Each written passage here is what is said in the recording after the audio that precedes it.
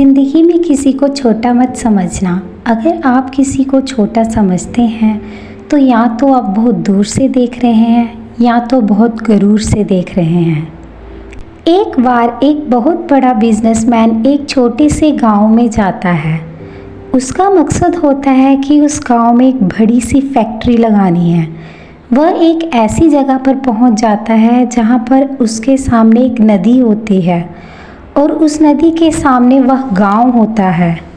अब उसके सामने दो रास्ते थे। पहला यह कि वह सड़क के रास्ते घूमकर उस गांव तक पहुँचे, जिसमें लगभग 10 घंटे लगेंगे क्योंकि वहां तक पहुंचने का कोई डायरेक्ट रास्ता नहीं था।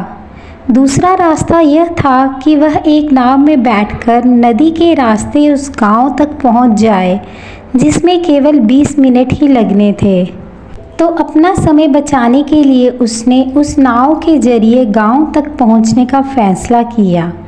यह नाव बहुत छोटी सी थी, जिसमें एक तरफ वह आदमी बैठा था जो नाव चला रहा था और दूसरी तरफ वह बिजनेसमैन बैठा था।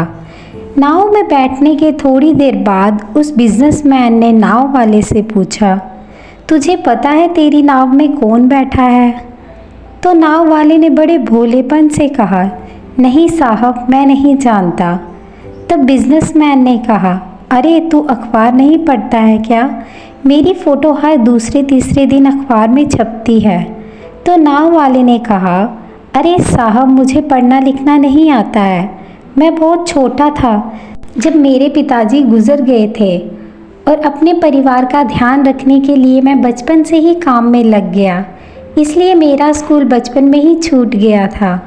यह सुनकर उस बिजनेसमैन ने नाव वाले का मजाक उड़ाते हुए कहा, तुझे पढ़ना लिखना भी नहीं आता है, ऐसी ज़िंदगी का क्या फ़ायदा? ये सुनकर उस गांव वाले को बुरा तो लगा, लेकिन उसने कुछ नहीं कहा।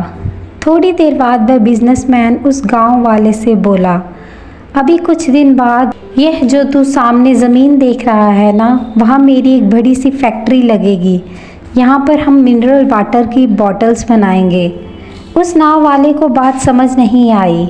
उसने कहा, किस चीज़ की फैक्ट्री? तो बिजनेसमैन ने बड़े इरिटेट होकर उससे कहा कि वहाँ पानी की बोतलें बनेंगी जो तेरे गांव में नहीं बिकती, लेकिन शहरों में बहुत बिकती है।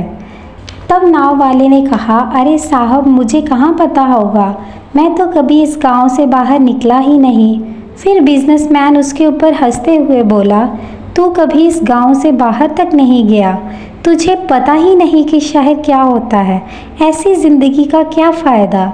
उसकी बात सुनकर नाव वाले को अब सच में लगने लगा कि उसकी ज़िंदगी किसी काम की नहीं है। ये सोचते हुए उसका नाव पर से ध्यान हट गया और नाव की एक बड़े से पत्थर से टक्कर हो गई, जिसकी वजह से नाव में पानी भरने लगा और नाव डूबने लगी। उस जगह पर पानी बहुत ही गहरा था और किनारा बहुत दूर था। नाव वाले को समझ आ गया कि अब इस नाव को बचाने का कोई तरीका नहीं है।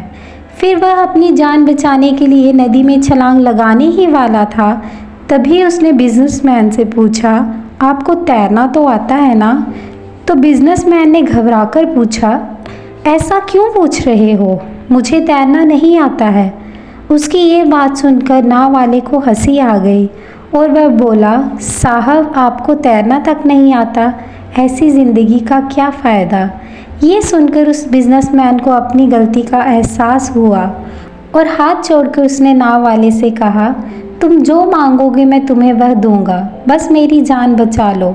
तो उस नाव वाले ने कहा, अरे साहब, घबराओ नहीं, मुझे सिर्फ तैरना ही नहीं आता है, बल्कि डूबते हुए लोगों को बचाना भी आता है।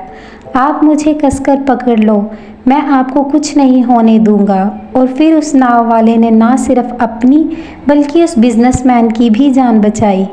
तो हमें इस कहानी से एक बहुत बड़ी सीख मिलती है कि ज़िंदगी में कभी किसी का मजाक नहीं उड़ाना चाहिए, क्योंकि हमें नहीं पता कि कब, कहाँ और कैसे किसकी ज़रूरत पड़ जाए।